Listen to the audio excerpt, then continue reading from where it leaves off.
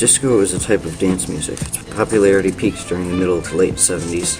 It had its roots in clubs that catered to African American, gay, psychedelic, and other communities, New York City and Philadelphia during the late 1960s and early 70s. It was used by a reaction by New York City's gays, as well as blacks, Latinos, heterosexuals, against the domination of rock music and the demonstration of dance music by the counterculture during this period. Women embraced disco, as long as others, with the music eventually expanding to several other popular groups of the time. In what was considered a forerunner to disco-style clubs, in February 1970, New York City DJ David Mancuso opened The Loft, a members-only private dance club set in his own home. Musical influences to disco included funk, Latin, and soul music. The disco sound has a soaring, often reverberated vocals over a steady 4-on-the-floor beat, an 8th note or 16th note hi-hat pattern with an open hi-hat on the offbeat, and a prominent syncopated electric bass line, sometimes consisting of octaves.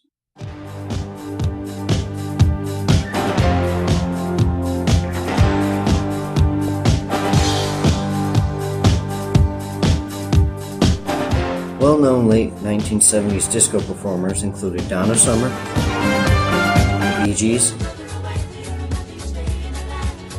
Casey and the Sunshine Band, Shake, shake, shake, shake your booty.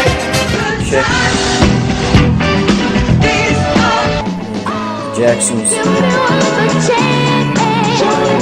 Summer would become the first well-known and most popular disco artist, giving her the title Queen of Disco, and also played a part in pioneering the electronic sound that later became a part of disco. While performers and singers garnered in the lion's share of public attention, behind the scenes, producers played an equal, if not more important, role in disco, since they usually wrote the songs and created the innovative sounds and production techniques that were part of the disco sound.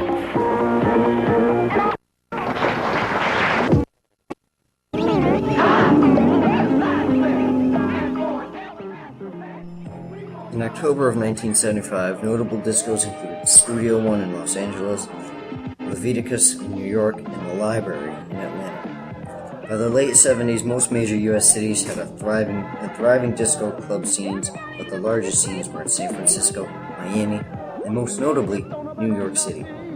The scene was centered on discotheques, nightclubs, and private loft parties where DJs would play disco hits through powerful PA systems for the patrons who came to dance. The DJs played a smooth mix of long single records to keep people dancing all night long. Some of the most prestigious clubs had elaborate lighting systems that throbbed to the beat of the music. Oh, gee, that's too bad. We had her waiting off in the wings, too. Though disco had enjoyed several years of popularity, an anti-disco sentiment manifested itself, particularly in America. Many musicians and fans of a variety of rock music styles expressed strong disapproval of disco throughout the height of its popularity. Among these critics, the slogans "Disco sucks" and "Death to Disco" were common by the late 70s and appeared in written form in places ranging from t-shirts to graffiti. Radio DJs organized mass burnings of Bee Gees albums and posters. Rock artists such as Rod Stewart and David Bowie, who added disco elements to their music, were accused of being sellouts. Real good. Me and Teenage Radiation, so we'll see you here for that too, okay? Listen, little snot nose here. Little snot nose, jump for little snot nose.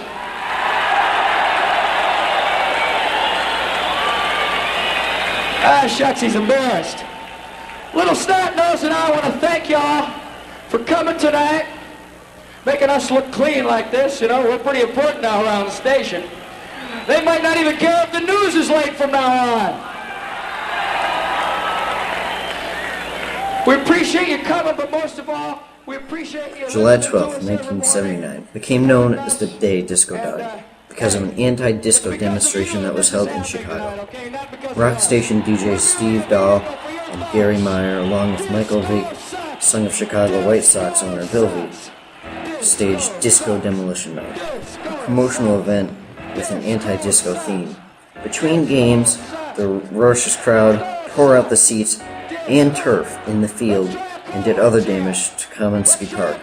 It ended in a riot in which police made numerous arrests.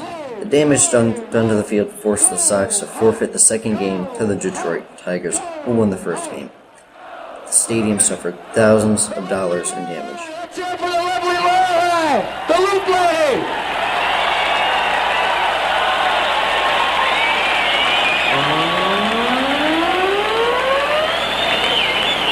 Okay, listen.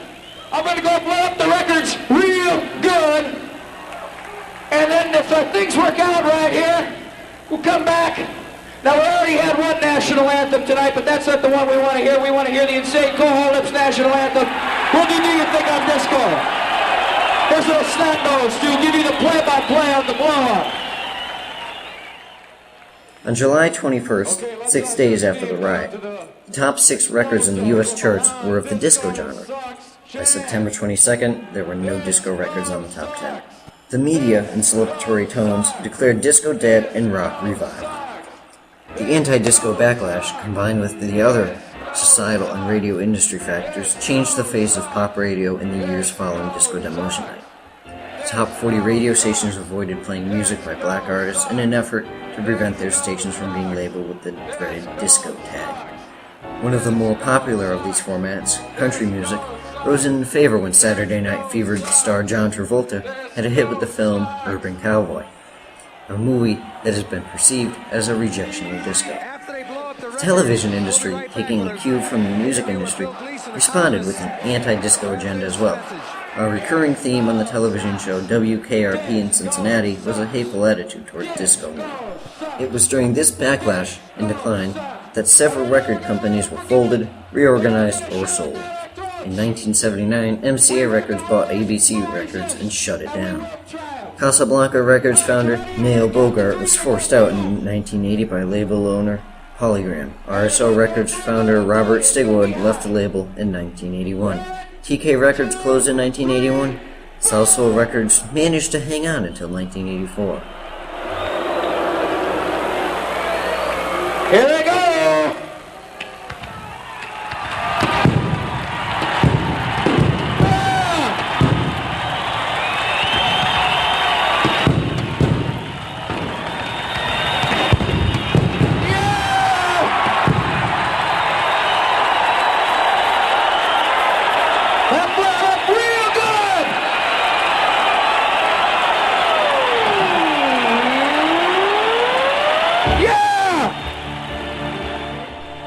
A bad economy, political chaos that would lead to the election of Ronald Reagan, and burnout brought on by hedonistic lifestyles led by participants, along with the emergence of AIDS, have also been cited as factors leading to the decline of the genre. According to Gloria Gaynor, the music industry supported the destruction of disco because rock producers were losing money and rock musicians were losing the spotlight. Disco was criticized for being elitist. Songs such as Frank Zappa's satirical song Dancin' Fool and Steve Dahl's Do You Think I'm Disco described patrons of exclusive discos being overdressed and vapid.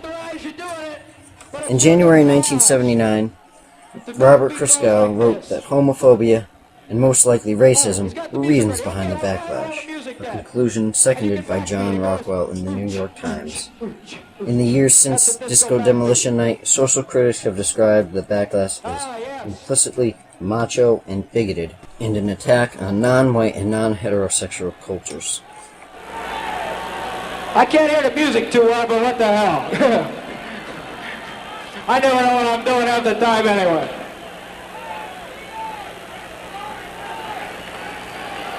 I wear tight pants. I always stuff a sock in.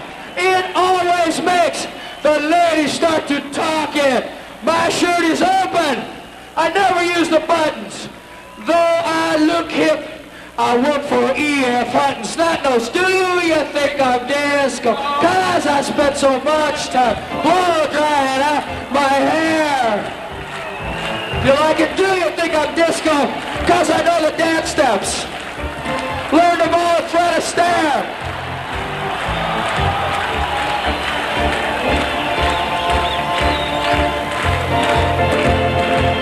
Yeah! Well, you go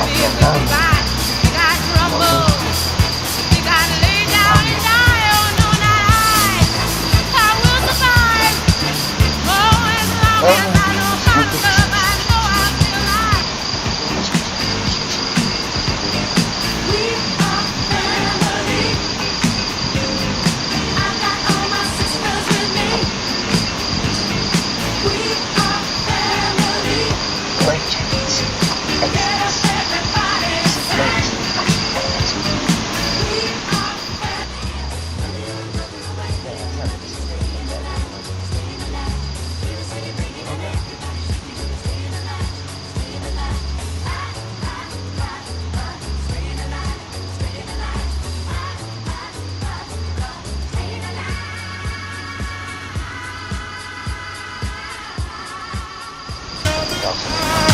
I just wanna tell you how I'm feeling. Gotta make you understand.